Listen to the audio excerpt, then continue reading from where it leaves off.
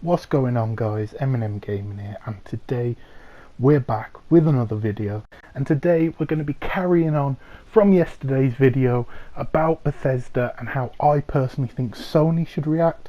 If you're interested in my thoughts with the whole takeover, make sure you check out that video. I think it's a massive deal.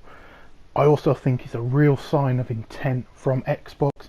We have had a few updates. It does seem like the games are going to be, for the most part, multi-platform. We know Ghostwire Tokyo is still going to be a PlayStation exclusive, timed, and we also know that Deathloop is also going to be a timed exclusive for the PlayStation, so they're honouring their contracts there.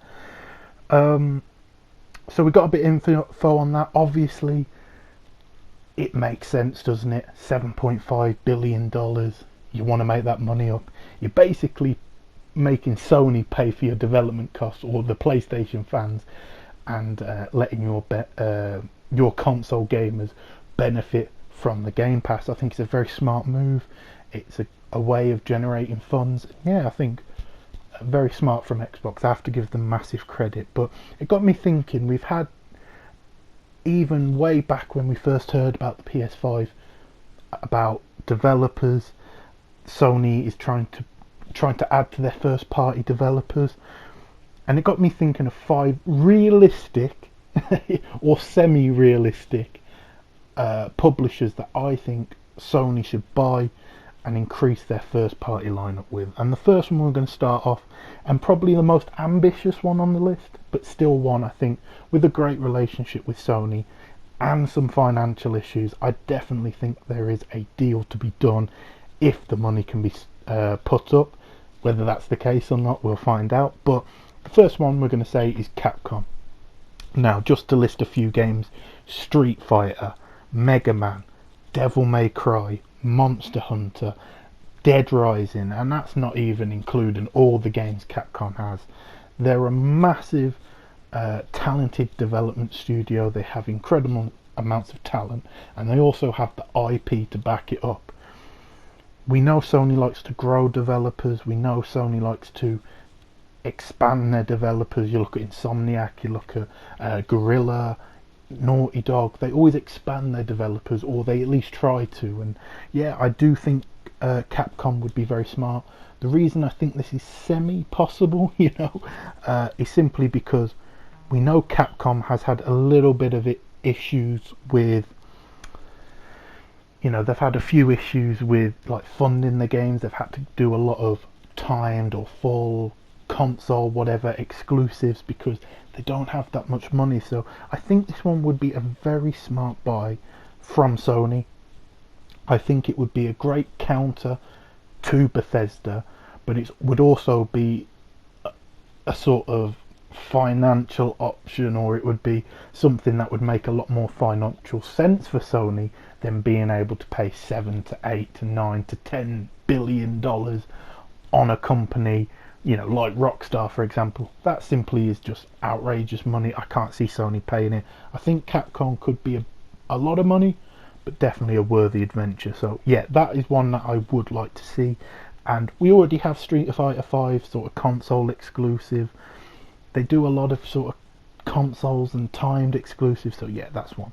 Next up, from like a massive developer with massive pedigree and massive IP to an indie developer, but one that I think has definitely shown their worth, definitely shown their ability. And even if it's not for the IPs per se you're getting, if you're not too bothered about the IPs, the talent the development studio has is definitely enough to drop the money, and that is Housemarque. I'm not going to be the first person to tell you Sony should buy Housemarque. I won't be the last. I look at this Returnal game. We haven't seen too much of it. We've seen a little bit of gameplay, and that already put any doubt in my mind that this game's going to be at least a 7 out of 10. Because Housemarque do not make bad games. They just don't. They don't make fundamentally bad games. We're yet to see if they can make a massive, big budget, story driven game.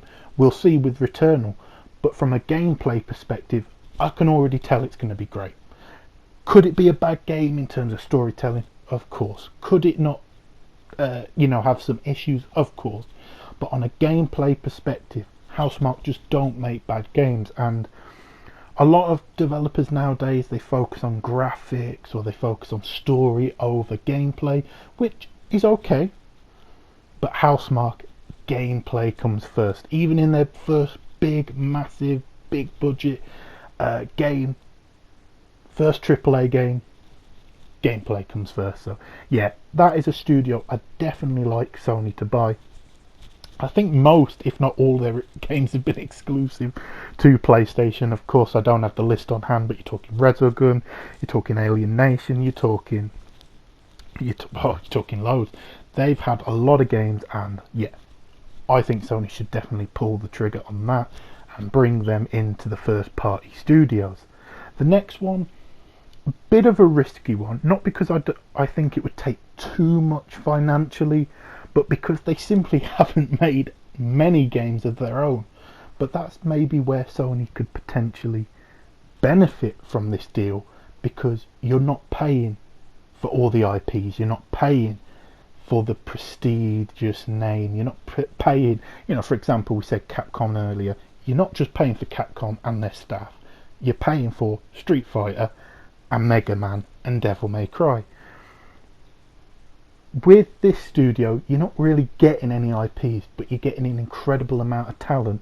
And with the way that Sony sort of builds studios up, I think this could be really good. And that is, simply going to put it out there, Bluepoint.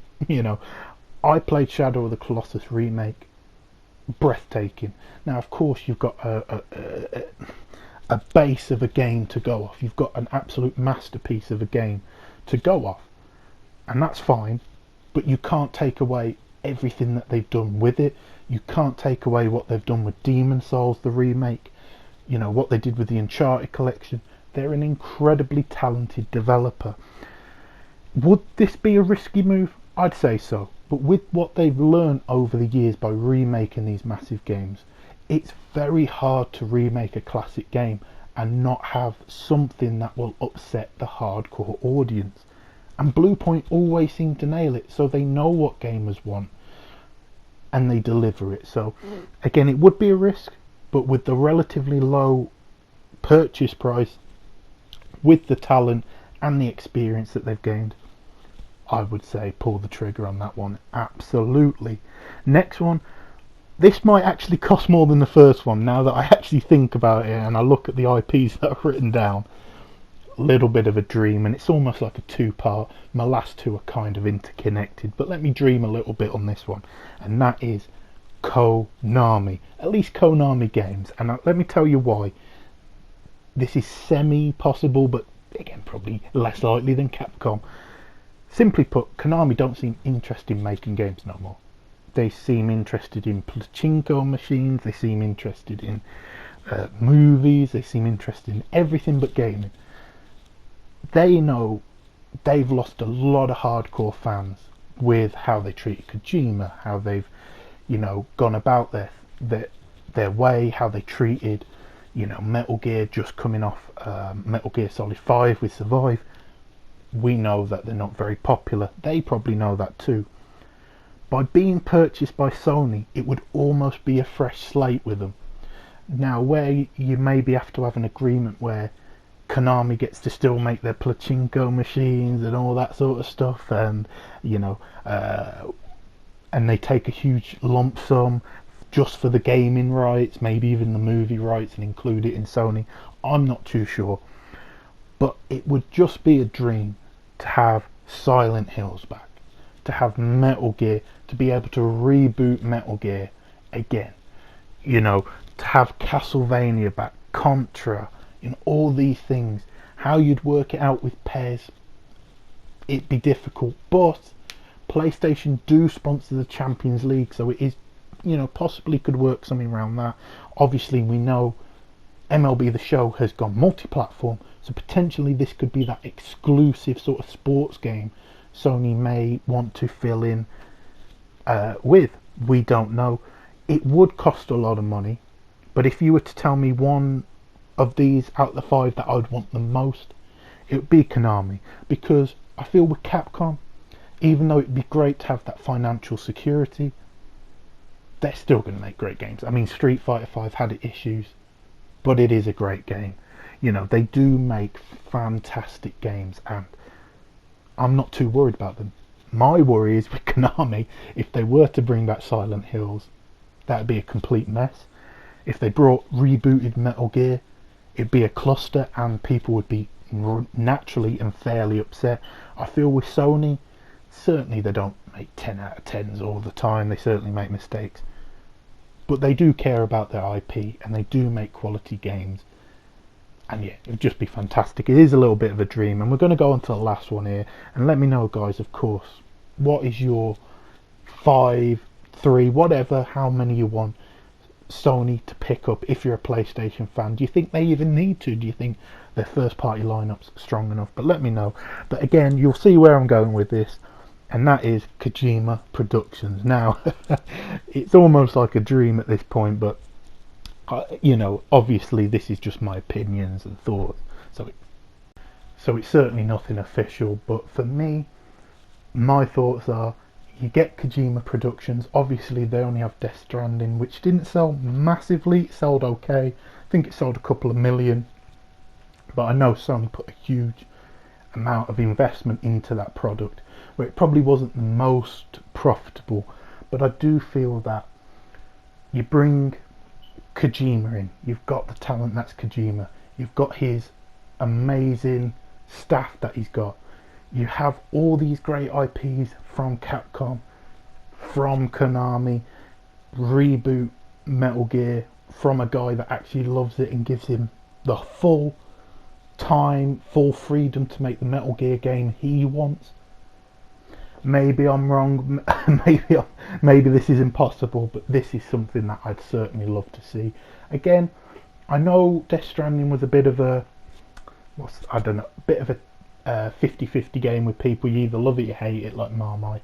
But yeah, for me, I actually did quite enjoy it. I do need to finish it. I got distracted, but there's no doubt Kojima is one of the greats in the industry, and I think having him at PlayStation with their developers and all that good stuff, yeah, very, very exciting. But let me know, guys, of course, as I said a little bit earlier, what's your list?